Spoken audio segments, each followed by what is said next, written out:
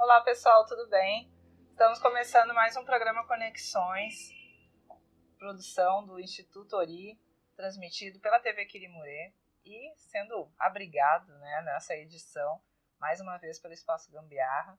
Agradecer, obviamente, começando, pedindo licença para hoje, me apresentando, sou Lili Rubim e hoje estou com o Fabrício Longuinhos, que é professor do IFBA, também consultor em economia criativa, para conversar exatamente sobre economia criativa. Tudo bom, Fabrício? Tudo bem. Obrigada por aceitar o convite, estar conversando aqui com a gente.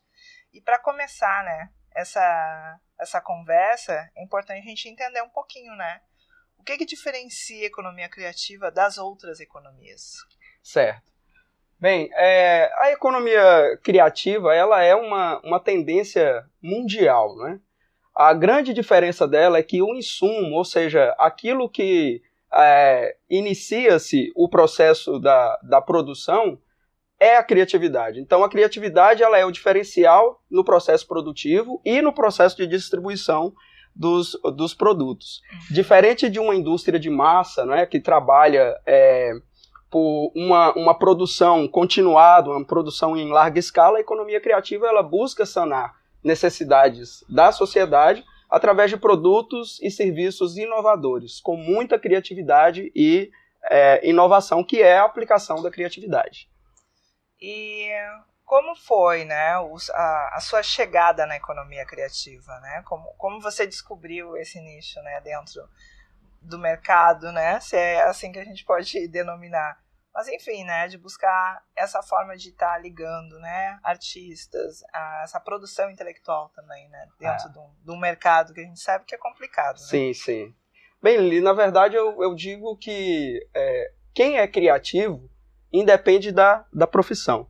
Na verdade, o ser que gosta de trabalhar com criatividade, que gosta de produzir, de inovar, ele já nasce com essa criatividade. Eu sempre percebi que eu gostei de trabalhos relacionados à criatividade. Fiz um curso de administração de empresas, especialização em marketing. Agora eu faço um mestrado na área de propriedade intelectual e transferência de tecnologia para inovação. Mas são complementos do grande sonho que é trabalhar com criatividade. Então, na verdade, com a minha formação voltada para a área empresarial, eu consegui unir, a busca foi unir esse processo criativo com o que existe de ferramentas de gestão, de transferência das inovações da empresa para o mercado, desse relacionamento da empresa com o mercado.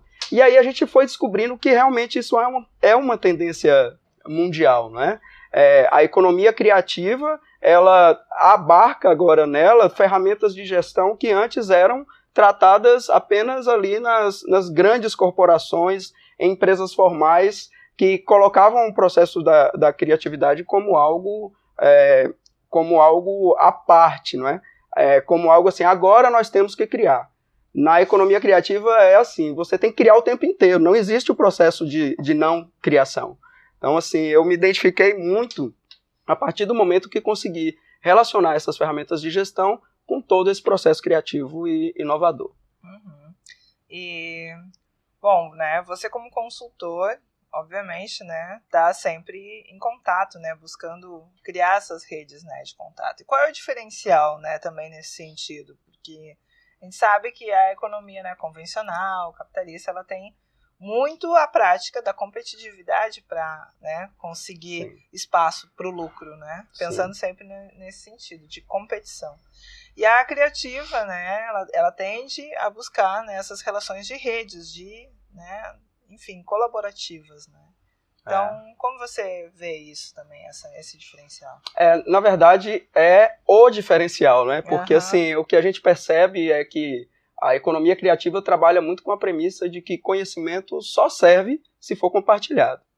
E é interessante que existe cada vez mais uma tendência de desigualdades econômicas, onde esse capital antigo que você falou, ele vai se concentrando, porém existe todo um outro capital intelectual e capital financeiro que é distribuído a 99% da população mundial, que precisa produzir algo, Só que eles, para conseguir produzir, eles precisam, nós, precisamos transformar toda a nossa produção em rede.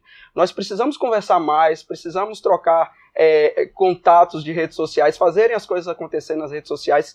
Inclusive, as redes sociais foi um grande poder dado a toda essa massa de 99% que não tem acesso à maior parte da riqueza mundial e que, portanto, resolveu usar sua criatividade para produzir renda, para sobreviver. E as redes, o compartilhamento disso é essencial.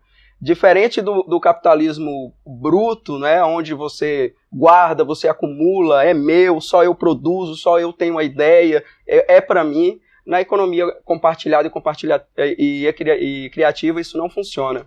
Só funciona se ela for compartilhada em rede e só funciona realmente se houver a colaboração de todos os atores envolvidos. Então é um processo muito mais coletivo, né? Muito mais coletivo. A construção, ela é completamente coletiva. Inclusive, o processo criativo, porque assim, não é cada empreendedor que tem uma ideia e depois, eu tenho uma ideia, eu vou querer vender aqui em uma loja compartilhada. Muitas vezes, a própria ideia de um novo produto surge de um bate-papo, de uma reunião ali que está acontecendo, né? De uma tempestade de ideias que está acontecendo ali entre os empreendedores. Então, todo o processo, Lili, ele é realmente compartilhado. E é muito gostoso de você ver o resultado de produções que são compartilhados, né? O resultado de algo, um benefício para a sociedade, que seja através de um produto ou serviço, que é resultado de compartilhamento de ideias do ser humano. O ser humano está cada vez mais poderoso pelo simples fato de conhecer e ter acesso a outros seres humanos. Né? Antes a gente tinha uma mídia que jogava informação de cima para baixo, a gente consumia aquela informação, e hoje eu escolho o que eu quero consumir, com quem eu quero trabalhar, qual é o tipo de emprego que eu quero ter. Lembrando que no Brasil nós temos vários tipos de empresa, né? Tem essas empresas que a gente está falando, mas ainda tem as empresas tradicionais e tal. E depende muito de onde cada um vai escolher trabalhar para o resto da vida.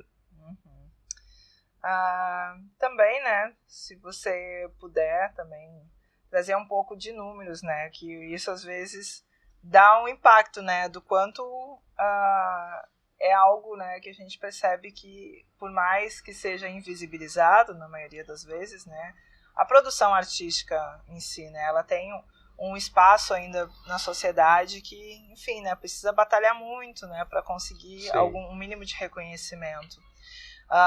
Enfim, você tem alguns números que apontem, né, esse crescimento, esse surgimento também, né, da economia criativa no Brasil? Sim, na verdade, os números da economia criativa, eles são surpreendentes no que tange o crescimento dessa economia. Uma última pesquisa formalizada a qual eu tive acesso, ela é da Firjan de 2015, mas é uma pesquisa completa de mapeamento. É a última que eu tive acesso e foi levantado que a economia criativa gerou naquele ano 155 bilhões de reais de faturamento, que dava cerca de 2,64% do PIB, gerando aproximadamente 850 mil empregos, né? Além de toda uma cadeia produtiva que é resultante do processo da atividade criativa como uma ferramenta também agora empresarial, né? Empresas criativas que resultam numa cadeia de suprimentos realmente bastante interessante. E, Lili, eu queria só frisar aqui que você, né, comentou, né, esse processo criativo, artístico, né? Artístico no sentido realmente do despojamento da arte, né? A arte é muito gostosa por justamente ela não estar atrelada a processos formais de produção, que foi uma questão que a própria Revolução Industrial tirou do trabalho, né? Qual foi um impacto que a Revolução Industrial trouxe em relação ao trabalho? Ele tirou a graça do trabalho porque tirou do trabalho a arte. Então você deixou de ser um ser criativo para ser um ser repetitivo, apertador de parafuso e tal. Inclusive as escolas foram formalizadas nisso daí. Essa arte, na concepção da economia criativa, ela abrange atividades como arquitetura, desenvolvimento de software, o próprio artista, como é conhecido no teatro, na música, no cinema, os artesãos, quem trabalha com moda, quem trabalha com fotografia, com edição, enfim. É uma gama de atividades gigantescas que, inclusive, ainda estão em processo de definição pela própria academia, né? A academia ainda está conhecendo essa nova economia. Tá certo. E então, né, agora a gente fecha esse nosso primeiro bloco, faz um intervalinho para ver os apoiadores culturais e na sequência a gente segue conversando sobre economia criativa, sobre desafios, né, e também possibilidades, obviamente, a gente está para falar também, né, das possibilidades. Então, fique por aí, logo logo a gente retoma. Até mais.